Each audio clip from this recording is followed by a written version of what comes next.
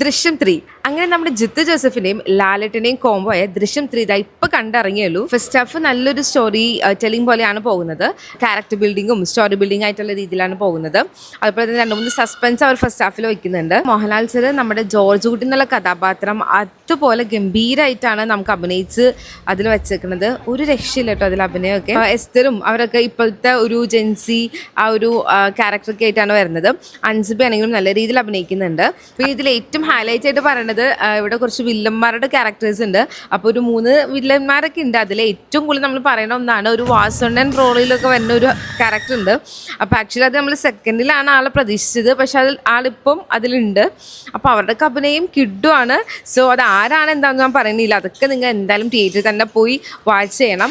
Second ഹാഫിൽ ഓരോ scene കഴിയുമ്പോഴും അയ്യോ ഇനി എന്തായിരിക്കും എന്നൊരു എക്സൈറ്റ്മെന്റ് ഒക്കെ എനിക്കുണ്ടായിരുന്നു. ലാസ്റ്റ് 1 hour നമ്മുടെ ജിത്തു ജോസഫിന്റെ എല്ലാ സംഭവങ്ങളും, അതായത് ത്രില്ലടിപ്പിക്കുന്നുള്ള എല്ലാം ലാസ്റ്റ് ഒരു 1 hour നമ്മളെ നല്ല രീതിയിൽ എൻഗേജ് ചെയ്യിപ്പിക്കാന്നുള്ള രീതിയിലാണ് കൊണ്ടുപോയത്.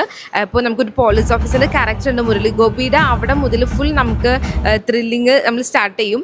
അപ്പോൾ എന്തായാലും നൈസായിരുന്നു. അപ്പോൾ നമ്മുടെ ദൃശ്യം 1 ആയിട്ട് വരെ എനിക്ക് തോന്നുന്നു ആ ലാസ്റ്റത്തെ ഒരു 1 hour നമുക്ക് കമ്പയർ ചെയ്യാൻ പറ്റുന്ന രീതിയിൽ തന്നെ അത് കൊണ്ടുപോയിട്ടുണ്ട്. അപ്പോൾ ഇതുപോലെയുള്ള ജെന്യുവൻ റിവ്യൂ ആയിട്ട് ഞാൻ ഇനി വരുന്നതായിരിക്കും. സോ എൻ്റെ പേജിൽ നിന്ന് ഫോളോ ചെയ്ത് വെച്ചേക്കണം. Bye bye.